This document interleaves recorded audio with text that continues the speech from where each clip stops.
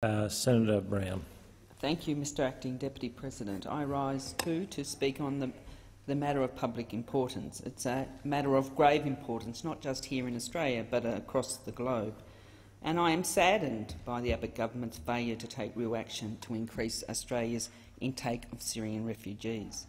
And I'm disappointed, Mr Acting Deputy President, by the Abbott government's failure to show any moral leadership on this issue. This government is quick to offer up military support, but it's slow to do anything to address the growing humanitarian crisis that is the result of the escalating conflict. And as Senator MacDonald said in his contribution, that he was concerned about the Prime Minister's announcement that those refugee places would actually displace other refugees that are waiting to come in. Well, all he has to do is go and ask the Prime Minister to make that an additional intake, because it's this Abbott government that is making this decision. The cost of this humanitarian crisis was given a face and a name last week, when harrowing photographs of the body of 3-year-old Aylan Kurdi brought home the tragic reality of this crisis. Images of the lifeless body of little Aylan was splashed across the papers and brought worldwide attention to the plight of displaced Syrians. These are heartbreaking images. Even more heartbreaking is the knowledge that Aylan is just one of the many children who have died trying to escape the escalating conflict in Syria. Just as heartbreaking is the knowledge that children will continue to die unless real action is taken. The cost of this humanitarian crisis was given a voice last week when asylum seekers forsaken in a Budapest train station chanted in unison. Their voices rose in unity with one message to the world: we are human, we are human. They are mothers and fathers, daughters and sons. They are neighbours, they are human.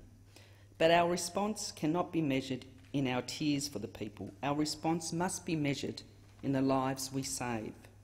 Australia must play our part. We must ensure that we are part of the solution. This is an emotive issue, and rightly so, because we are talking about people's lives. We are talking about children's lives, as we were reminded last week.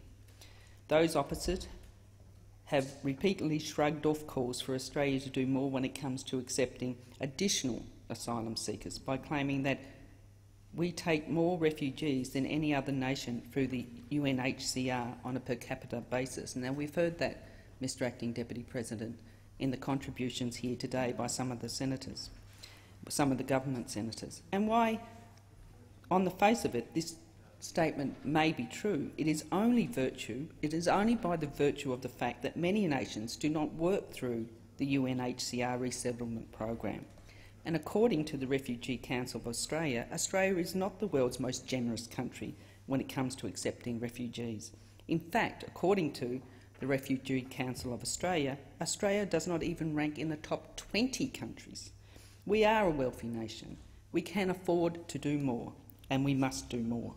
But any further support provided by Australia cannot come at the expense of asylum seekers from other countries. This is exactly what Mr Abbott's proposal would do. If Australia increases the number of asylum seekers we welcome from Syria without increasing the cap on our humanitarian intake, it will simply mean that we are turning our backs on those seeking asylum from other countries.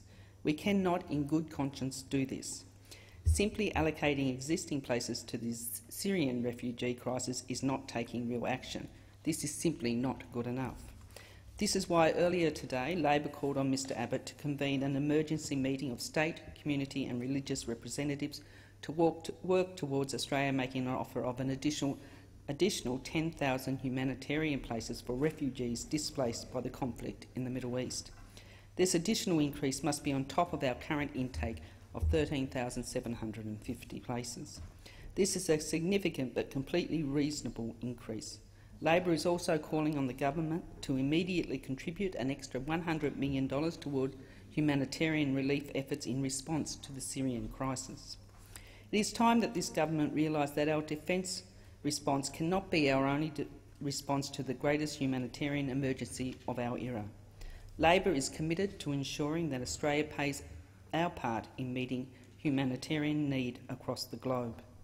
That is why Labor has committed to increasing humanitarian refugee intake to 27,000, up from the 13,750, and have committed to providing more than $450 million over the next decade to the UNHCR. It is incumbent upon us to do more to help those seeking safety from war and persecution.